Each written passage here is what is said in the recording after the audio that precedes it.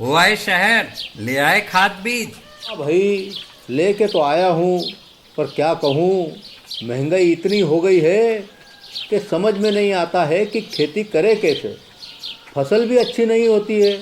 ये दवाइयाँ नहीं डालूँ तो कर्जा करके लाओ, कैसे भी लाओ, लाना तो पड़ेगा ही।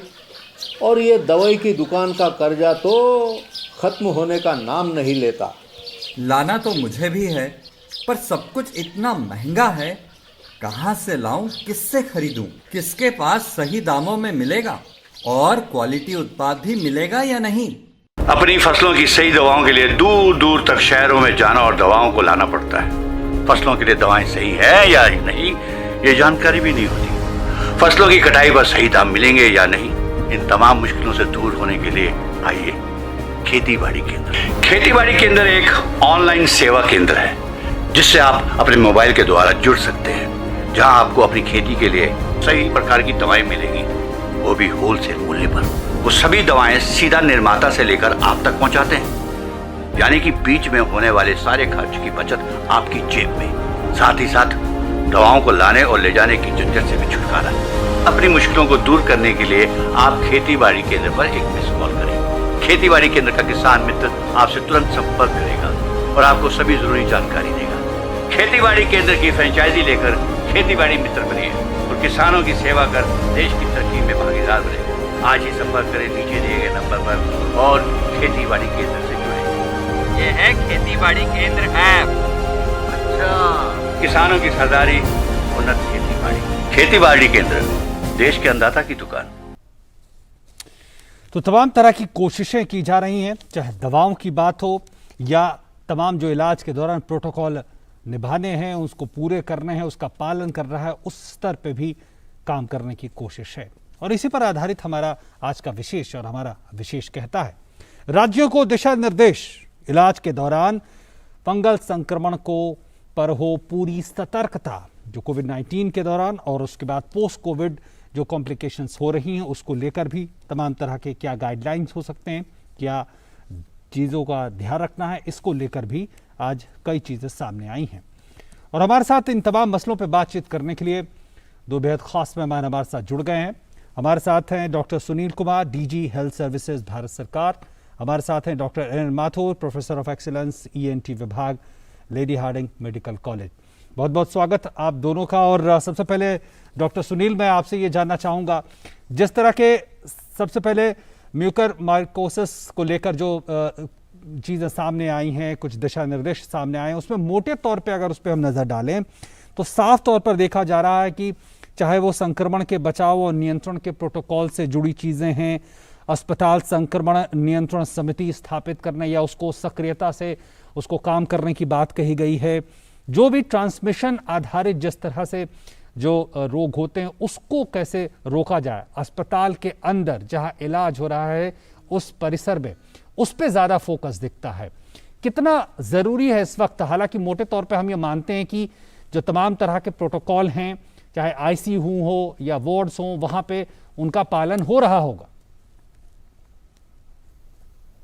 नहीं, ये बहुत ही जरूरी है और बहुत अहम है कि हम ये सारी बातों के बारे में हमेशा ध्यान रखें, क्योंकि इसमें प्रिवेंशन जो है वो बहुत जरूरी है। ब्लैक फंगस अगर एक बार हमारे शरीर में हो जाता है संक्रमण के रूप में, तो उसका वो बड़ी तेजी से फैलता है और उससे डैमेज भी काफी होती है और जान का भी नुकसान हो सकता है। तो ऐसे में प्रिवेंटिव मेजर्स जो हैं वो उस पर ज़्यादा ध्यान होना चाहिए। ये बिल्कुल सही दिशा में है, और क्योंकि प्रिवेंशन हमेशा ही बेटर रहता है ट्रीटमेंट से। ट्रीटमेंट तो करना ही करना है, लेकिन ये बीमारी हो ही क्यों? जब हम अगर उस पर ध्यान ज़्यादा देंगे तो हमारा एक बचाव होगा, हमारे जो रिसोर्सेज हैं वो भी बचेंगे, हमारी दवाइयाँ बचेंगी, हमारा टाइम बचेगा, हमारी मैन पावर बचेगी।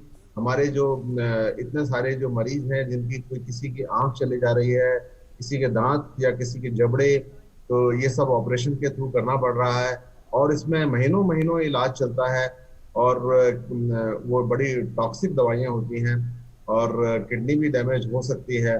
तो ये सारी बातें प्रिवेंट की जा सकती हैं और हम अगर हम इस पर उचित ध्यान दें, जो प्रिवेंशन के लिए जो भी स्टेप्स हैं, इन्फेक्शन कंट्रोल है, या साफ सफाई है इक्विपमेंट्स की, ऑक्सीजन डिलीवरी सिस्टम की, या हम अच्छे साफ मास्क पहने और अमूमन सभी बातों का ध्यान रखें। इम्यूनो सप्रेशन दवाइयां ना लें, डायबिटीज पर कंट्रोल रखें, खास तौर से डायबिटीज को सख्त कंट्रोल रखें, स्टेरॉइड्स को ओवरडोज या ओवर यूज ना करें।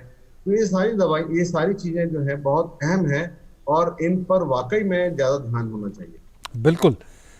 डॉक्टर माथुर, यही बात आपसे कि अस्पतालों के लिए या जहां इलाज हो रहा है उनके लिए अलग से गाइडलाइन, अलग से इस वक्त उन चीजों को दोबारा से बताने की क्यों जरूरत पड़ रही?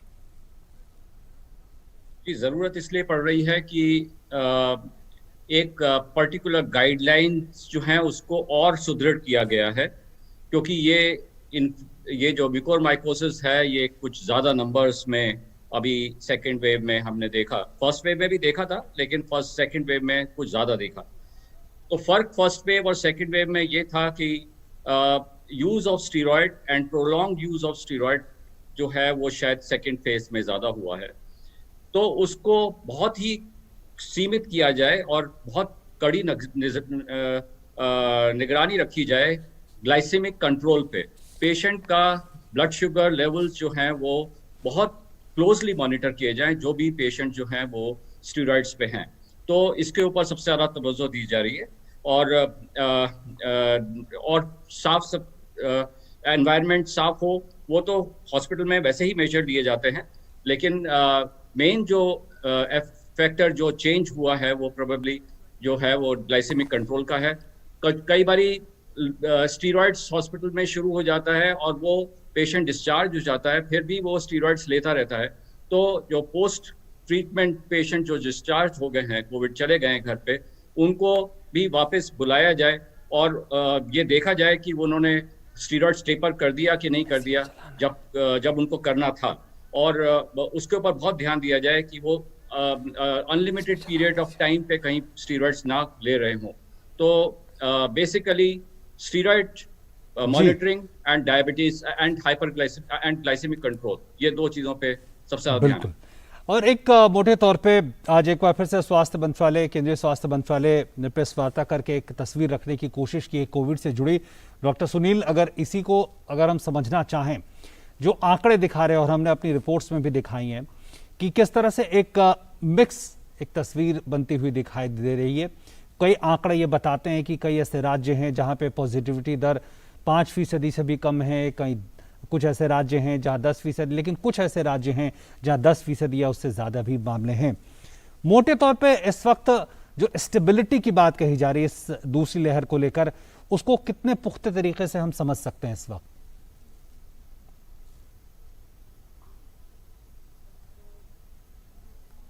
हैं और इसमें हमने जो स्टेप्स लिए हैं इस डायरेक्शन में स्टेबिलिटी को अचीव करने के लिए, वो अभी हमें कामयाबी की तरफ ले जाते हुए डेफिनेटली नजर आ रहे हैं।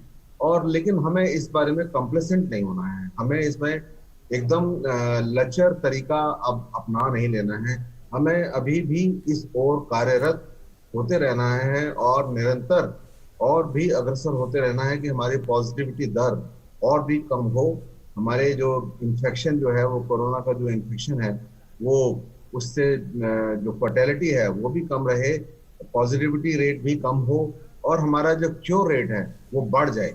तो अगर ये तीनों चीजें बढ़ जाती हैं तो हम शायद जो हमारे जो लॉकडाउन है या लॉकडाउन जैसी प्रक्रिया हैं जिनका सामाजिक तौर पर बहुत नुकसान भी होता है, इकोनॉमी पर भी नुकसान होता है, उन सब चीजों को हम थोड़ा थोड़ा ढील दे पाएंगे एक सिस्टमेटिक तरीके से। तो हमें इस सब को बड़े क्लोजली वॉच करना होगा और स्टेप बाय स्टेप लेकर के इसको आगे लेना होगा। कहीं पर भी हमें ओवर एंथुजियाज्म में या हमें एक असावधानी के तरीके से इसमें आगे नहीं चल सकते हैं। जब तक हम ये कंफर्म ना कर लें कि स्टेबिलिटी वाकई में आ गई है, तब तक हम नेक्स्ट स्टेप को या जो उसमें ढिलाई जो हम देते हैं, जो हमारा एक तरीका है, मतलब जिसमें हम नॉर्मेलिटी की तरफ लाना चाहते हैं सिस्टम को या सोसाइटी को या इकोनॉमी को, उसमें डेफिनेटली हमें जाना है। लेकिन हमें एक धीमे धीमे तरीके से बड़े ही केयरफुल और ऑब्जर्वेशन के साथ जाना। एक जो आंकड़ा है, आप ही से डॉक्टर सुनील, मैं आप ही से जानना चाहूंगा कि जिस तरह से अभी जो हम देख रहे हैं नए मामले जो आ रहे हैं एक दिन में और जो रिकवर हो रहे हैं, उसके बीच में 1 लाख संख्या का फर्क है, यानी 1 लाख ज्यादा रिकवर हो रहे हैं। तो क्या हम ये ऐसा समझ सकते हैं कि इससे जो स्वास्थ्य सुविधाएं हैं उस पर थोड़ा दबाव कम हो रहा होगा? जी डेफिनेटली, जो स्वास्थ्य सुविधाएं हैं जो हमने इस दौरान, जब हमें ये वेव ने हिट किया अचानक ही, और फिर जो गवर्नमेंट ने जो भी युद्ध स्तर पर जो अपनी अपनी जो तैयारियां थी और उनको पुख्ता किया, और धीरे धीरे जब हमारे जो लॉकडाउन थे उसका भी जो असर आया, तो जो ओवरऑल इन्फेक्शन था वो कम होने लगा। और जो क्योर रेट तो वैसे भी बहुत हाई था हमारा, क्योंकि क्योर रेट तो इसमें फेटेलिटी को ज्यादा नहीं थी, तो फेटेलिटी तो मार्जिनली इंक्रीज हुई थी। तो जब हमारे केसेस कम होने लगे तो नेचुरली क्योर रेट बढ़ने लगा, और जो डिस्चार्ज होने लगे वो भी ज्यादा होने लगे, और एडमिशंस जो है, फ्रेश एडमिशंस भी कम होने लगे। तो ये कई सारी जो हमारे जो कॉम्बिनेशन ऑफ मल्टीपल फैक्टर्स था, उसकी वजह से ये सब कामयाबी मिली है। और इसका निर्णायक तौर पे हम कह सकते हैं कि हमारे मनोबल पर जो हमारे जो डॉक्टर्स हैं या नर्सेज हैं या पैरामेडिकल स्टाफ है और जो अन्य स्टाफ इसमें इन्वॉल्व है, फ्रंटलाइन वर्कर्स हैं, या हमारे हॉस्पिटल्स हैं, या हमारे सिस्टम है, ओवरऑल हेल्थ केयर सिस्टम है, उन सब का मनोबल बढ़ा है और प्रेशर भी कम हुआ है। लेकिन फिर मैं वही बात कहूंगा कि हमें तैयारियां हमें करते रहना होगा, हमें इस बात के लिए तैयार रहना होगा जब तक हम सब पूरी तरह से वैक्सीनेट ना हो जाएं, हम तभी अपने आप को सेफ जोन में पा सकें। बिल्कुल। डॉक्टर माथुर, एक आखिरी सवाल आपसे करना चाहूंगा। बच्चों और कोविड को लेकर एक पिछले कुछ दिनों से हमने देखा है कि बहस चल रही थी कि आखिर क्या स्थिति है। आज डॉक्टर वीके पॉल ने इसको लेकर स्थिति साफ की है। आपको लगता है कि एक भरोसा पैदा करने वाली स्थिति है कि बच्चों को लेकर संक्रमण तो होगा, लेकिन जो स्थितियां हैं वो बिल्कुल अभी नियंत्रण में दिखाई दे रही? जी, बच्चों में संक्रमण है ये हम मानते हैं, लेकिन बच्चों में डिजीज जो है वो, जो आप अगर उनको देखें कि उनके कितने एडमिशन्स हैं तो वो बहुत कम है, क्योंकि सिवियरिटी ऑफ डिजीज कम है। तो ये अच्छी बात है, लेकिन इस पे बहुत कड़ी नज़र रखने की ज़रूरत है। अगर बाद में कभी दोबारा से सर्ज होता है तो हमारी सारी प्रोटोकॉल्स बन गए हैं, हम लोगों ने अपने हॉस्पिटल्स में बना लिए हैं कि अगर बच्चे ज़्यादा अफेक्ट होते हैं तो हमारी क्या स्ट्रेटेजीज रहेंगी, एक के बाद एक किस क्या क्या स्टेप्स लेंगे, और वो सब ब्लूप्रिंट तैयार हो गया है। बिल्कुल, निश्चित तौर पर सतर्कता का साथ नहीं छोड़ना, चाहे कैसी भी स्थितियां हो। बहुत बहुत धन्यवाद डॉक्टर सुनील कुमार, आपका हमारे साथ जुड़ने के लिए। डॉक्टर एन एन माथुर साहब, आपका हमारे साथ जुड़ने के लिए बहुत बहुत धन्यवाद। और यहाँ पर रुकेंगे न्यूज नाइट में एक छोटे से ब्रेक के लिए, आप बने रहे हमारे साथ। ओ काका, हुआ है शहर, ले आए खाद बीज? भाई लेके तो आया हूँ, पर क्या कहूँ, महंगाई इतनी हो गई है कि समझ में नहीं आता है कि खेती करे कैसे। फसल भी अच्छी नहीं होती है, ये दवाइयाँ नहीं डालूँ तो कर्जा करके लाओ, कैसे भी लाओ, लाना तो पड़ेगा ही। और ये दवाई की दुकान का कर्जा तो ख़त्म होने का नाम नहीं लेता। लाना तो मुझे भी है, पर सब कुछ इतना महंगा है, कहाँ से लाऊं, किससे खरीदूं, किसके पास सही दामों में मिलेगा और क्वालिटी उत्पाद भी मिलेगा या नहीं।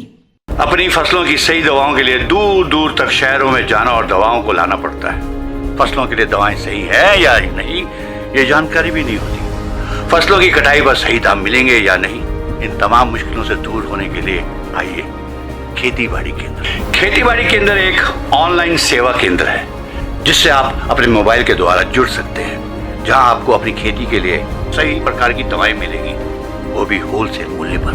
वो सभी दवाएं सीधा निर्माता से लेकर आप तक पहुंचाते हैं, यानी कि बीच में होने वाले सारे खर्च की बचत आपकी जेब में। साथ ही साथ दवाओं को लाने और ले जाने की झंझट से भी छुटकारा। अपनी मुश्किलों को दूर करने के लिए आप खेती बाड़ी केंद्र पर एक मिस कॉल करें। खेती बाड़ी केंद्र का किसान मित्र आपसे तुरंत संपर्क करेगा और आपको सभी जरूरी जानकारी देगा। खेती बाड़ी केंद्र की फ्रेंचाइजी लेकर खेती बाड़ी मित्र बनिए और किसानों की सेवा कर देश की तरक्की में भागीदार बने।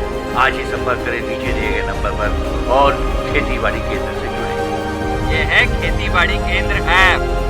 अच्छा, किसानों की सरदारी, उन्नत खेती बाड़ी केंद्र, देश के अन्नदाता की दुकान।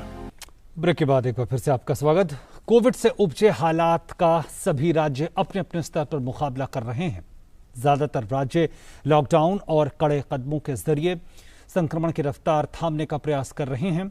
केंद्र सरकार राज्यों के साथ समन्वय कर हर संभव मदद कर रही है, तो वहीं कोरोना के चलते मुश्किलें झेल रहे परिवारों की मदद करने के लिए भी कई कदम उठाए जा रहे हैं। देश भर में कोरोना के मामलों की संख्या में तेजी से कमी आ रही है। केंद्र सरकार राज्यों के साथ समन्वय कर हर संभव मदद कर रही है। बात देश की राजधानी दिल्ली की करें तो दिल्ली में कोरोना की रफ्तार काफी कम हो गई है। पिछले 24 घंटों में संक्रमण दर घटकर 3.5% रह गई है। लेकिन मुख्यमंत्री ने लोगों से अभी भी सतर्कता बरतने की अपील की है।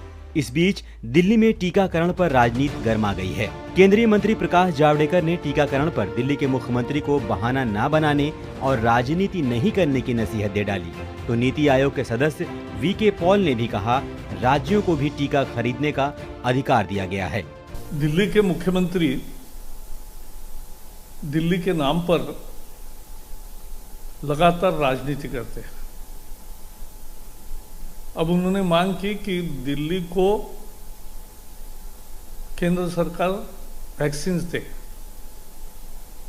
कल ही उन्होंने बताया था, और आंकड़े सही है, कि 50 लाख वैक्सीन दिल्ली में दे दिए गए हैं। तो वो किसने दिए?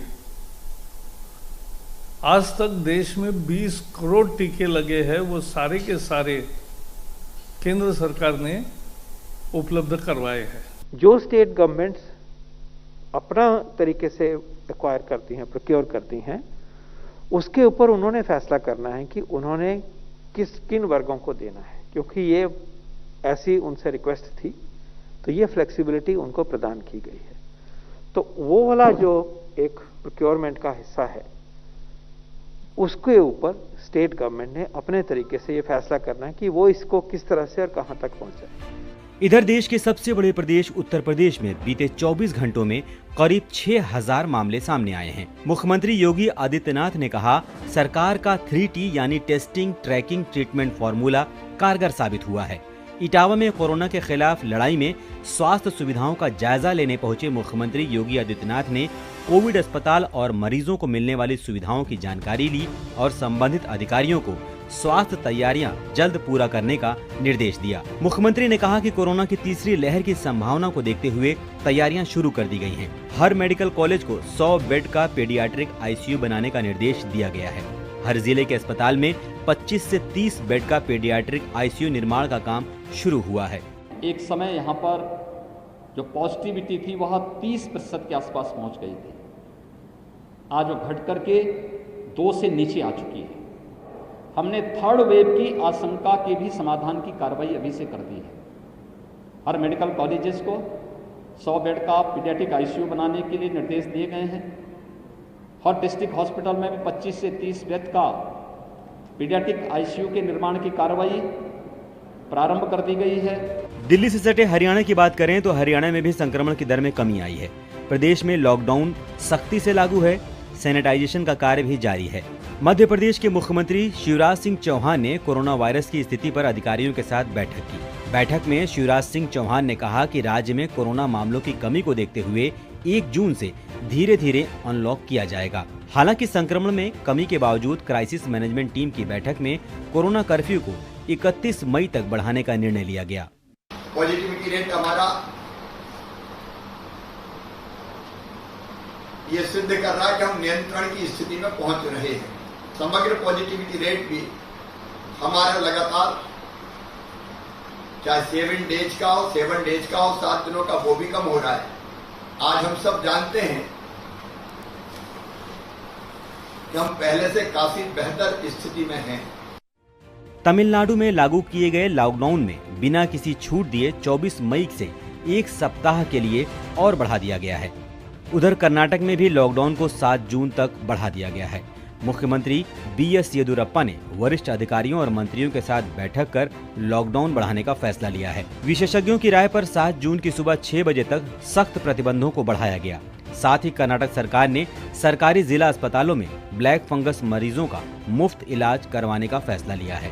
भारतीय सेना ने कर्नाटक के उलसूर में 100 बेड की कोविड केयर सेंटर का निर्माण किया है।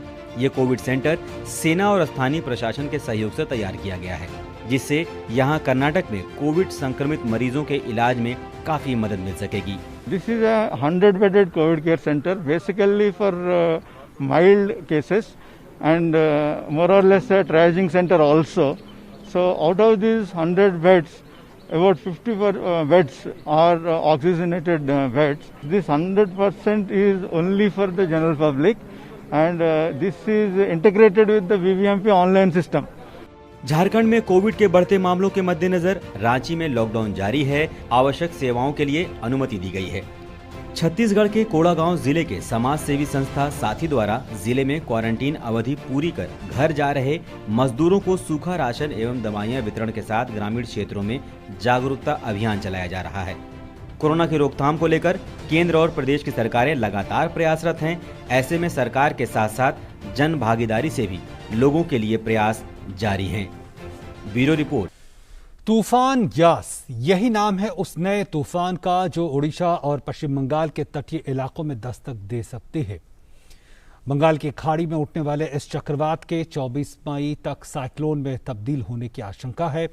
हालात के मद्देनजर NDRF के पश्चिम बंगाल और ओडिशा में टीमों को तैनात करना शुरू कर दिया है।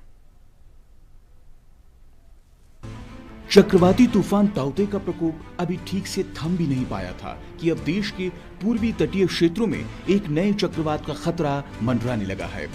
बंगाल की खाड़ी में उठने वाला ये नया चक्रवाती तूफान ओडिशा और पश्चिम बंगाल के तटीय इलाकों में तबाही मचा सकता है। मौसम विभाग के मुताबिक शनिवार सुबह पूर्व मध्य बंगाल की खाड़ी में एक कम दबाव का क्षेत्र बन गया। सोमवार सुबह तक इसके पहले चक्रवात में और फिर 25 मई तक बहुत गंभीर चक्रवात में बदलने का अनुमान है। मौसम विभाग के मुताबिक ये चक्रवात तीव्र होकर उत्तर उत्तर पश्चिम की ओर बढ़ना जारी रखेगा। इसके साथ ही 26 मई की शाम तक इसके पश्चिम बंगाल और समीपवर्ती उत्तरी ओडिशा और बांग्लादेश के तटों को पार करने की संभावना है। फर्स्ट रेनफॉल जो वार्निंग है, रेनफॉल नॉर्थ कोस्टल उड़ीसा में 25 में सभी जगह में होने का चांसेस है, light to moderate. South coastal Orissa में मेनी प्लेसेस में होगा और नॉर्थ इंटीरियर में भी मेनी प्लेसेस में, साउथ इंटीरियर में फ्यू प्लेसेस में होने का चांसेस है। Heavy to very heavy rainfall north coastal का सभी डिस्ट्रिक्ट, साउथ कोस्टल का पूरी खोर्धा और इंटीरियर का मयूरभंज, ऐसा भद्रक, जाजपुर, केंद्रापड़ा, जगतसिंहपुर, बालासोर, कटक, पुरी, खोर्धा, मयूरभंज ऐसा डिस्ट्रिक्ट्स में heavy to very heavy rainfall होने का चांसेस है। फिर 26 मॉर्निंग टू 27 मॉर्निंग तक हमारा जो वार्निंग है रेनफॉल का, इसमें heavy to very heavy rainfall Balasore, Bhadrak, Jajpur, Kendrapara, Jagatsinghpur, Cuttack, Mayurbhanj, Keonjhar और extremely heavy rainfall means 20 centimetre और मोर मयूरभंज, बालासोर डिस्ट्रिक्ट में होने का चांसेस है। एक बार चक्रवात में तब्दील होने के बाद इसे विश्व मौसम विज्ञान संगठन द्वारा निर्धारित दिशा निर्देशों के अनुसार यास नाम दिया जाएगा। हालात के मद्देनजर NDRF ने पश्चिम बंगाल और ओडिशा में अपनी टीमों को तैनात करना शुरू कर दिया है। कोरोना महामारी को ध्यान में रखते हुए तूफान से जान माल की सुरक्षा के लिए पर्याप्त इंतजाम किए गए हैं। District administration in all these coastal districts are in full preparedness.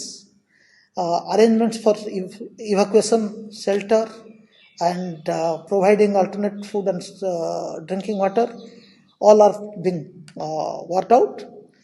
And this being in a COVID pandemic, all precautions are being taken. तूफान के संभावित खतरे को देखते हुए ओडिशा के 30 में से 12 जिलों में हाई अलर्ट जारी कर दिया गया है। इसके साथ ही भारतीय नौसेना और भारतीय तटरक्षक बल से किसी भी स्थिति से निपटने के लिए तैयार रहने को कहा गया है। पश्चिम बंगाल और ओडिशा में अगले सप्ताह चलने वाली कई ट्रेनों को रद्द कर दिया गया है।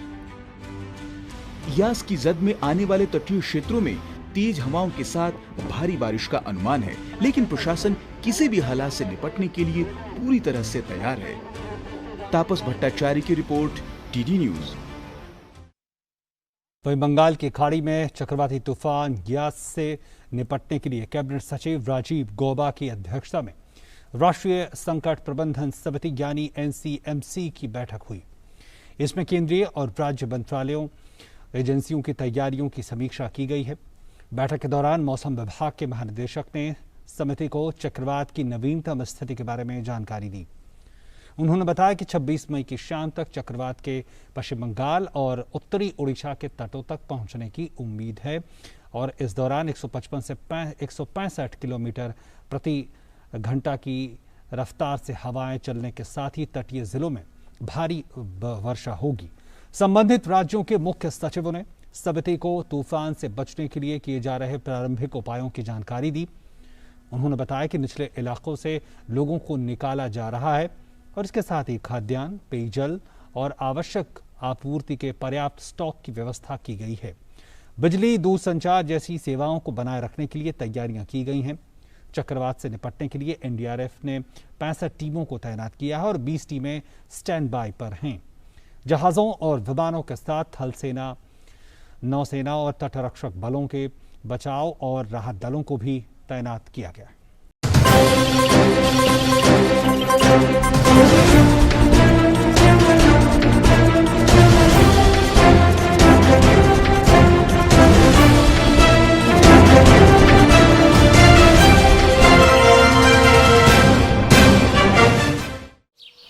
ओ काका, हुआ है शहर, ले आए खाद बीज? भाई लेके तो आया हूँ, पर क्या कहूँ, महंगाई इतनी हो गई है कि समझ में नहीं आता है कि खेती करे कैसे। फसल भी अच्छी नहीं होती है, ये दवाइयाँ नहीं डालूँ तो कर्जा करके लाओ, कैसे भी लाओ, लाना तो पड़ेगा ही। और ये दवाई की दुकान का कर्जा तो ख़त्म होने का नाम नहीं लेता। लाना तो मुझे भी है, पर सब कुछ इतना महंगा है, कहाँ से लाऊं, किससे खरीदूं, किसके पास सही दामों में मिलेगा और क्वालिटी उत्पाद भी मिलेगा या नहीं। अपनी फसलों की सही दवाओं के लिए दूर दूर तक शहरों में जाना और दवाओं को लाना पड़ता है। फसलों के लिए दवाएं सही है या नहीं, ये जानकारी भी नहीं होती। फसलों की कटाई पर सही दाम मिलेंगे या नहीं, इन तमाम मुश्किलों से दूर होने के लिए आइए खेती बाड़ी केंद्र। खेती बाड़ी केंद्र एक ऑनलाइन सेवा केंद्र है जिससे आप अपने मोबाइल के द्वारा जुड़ सकते हैं, जहां आपको अपनी खेती के लिए सही प्रकार की दवाएं मिलेंगी, वो भी होलसेल मूल्य पर। वो सभी दवाएं सीधा निर्माता से लेकर आप तक पहुंचाते हैं, यानी कि बीच में होने वाले सारे खर्च की बचत आपकी जेब में। साथ ही साथ दवाओं को लाने और ले जाने की झंझट से भी छुटकारा। अपनी मुश्किलों को दूर करने के लिए आप खेती बाड़ी केंद्र पर एक मिस कॉल करें। खेती बाड़ी केंद्र का किसान मित्र आपसे तुरंत संपर्क करेगा और आपको सभी जरूरी जानकारी देगा। खेती बाड़ी केंद्र की फ्रेंचाइजी लेकर खेती बाड़ी मित्र बनिए और किसानों की सेवा कर देश की तरक्की में भागीदार बने। आज ही संपर्क करें नीचे दिए गए नंबर पर और खेती बाड़ी केंद्र से जुड़े। ये है खेती बाड़ी केंद्र ऐप। अच्छा, किसानों की सरदारी, उन्नत खेती बाड़ी। खेती बाड़ी केंद्र, देश के अन्नदाता की दुकान।